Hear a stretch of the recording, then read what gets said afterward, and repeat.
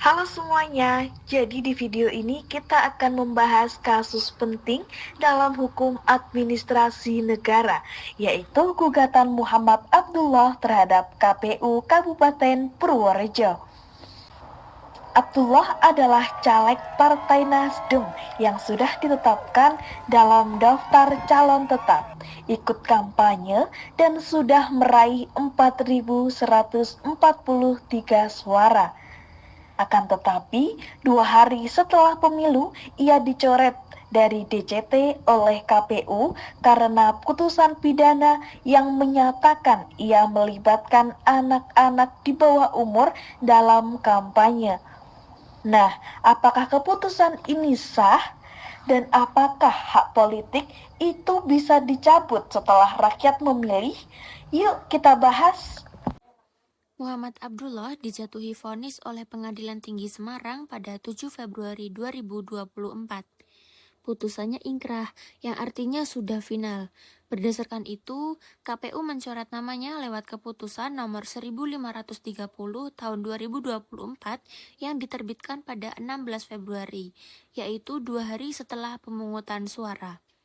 Partai Nasdem sempat mengadu ke Bawaslu, tapi ditolak. Lalu akhirnya Abdullah mengajukan gugatan ke PT UN Semarang karena merasa hak politiknya dilanggar. Analisis keputusan tata usaha negara dan asas-asas umum pemerintahan yang baik. Keputusan Komisi Pemilihan Umum memenuhi unsur KTUN, yakni tertulis, konkret, individual, final, dan menimbulkan akibat hukum. Akan tetapi pertanyaannya, apakah itu sudah sesuai dengan asas pemerintahan yang baik?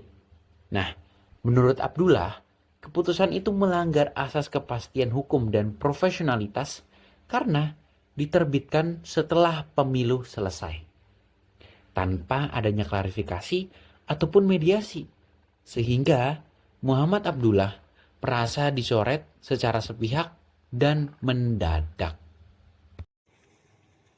Abdullah dirugikan secara material dan imaterial. Ia sudah kampanye, keluarkan biaya, pasang saksi TPS, dan menang suara terbanyak. Tapi suara itu hangus karena pencoretan. Ia juga kehilangan hak untuk dipilih dan reputasi politiknya tercoreng. Bagi pemilihnya, ini bisa dianggap pengabaian suara mereka. Semua kerugian ini terjadi akibat keputusan KPU yang dikeluarkan setelah proses pemilu selesai.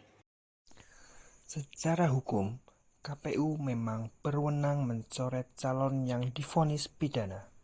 Tapi, prosedur administratifnya tetap harus adil dan akuntabel. Kasus ini menunjukkan pentingnya peran PT UN dalam mengawasi keputusan administratif agar tidak melanggar hak politik warga negara. Kesimpulannya, pemilu bukan hanya soal menang atau kalah, tapi juga soal keadilan dan penghormatan terhadap suara rakyat. Terima kasih sudah menonton.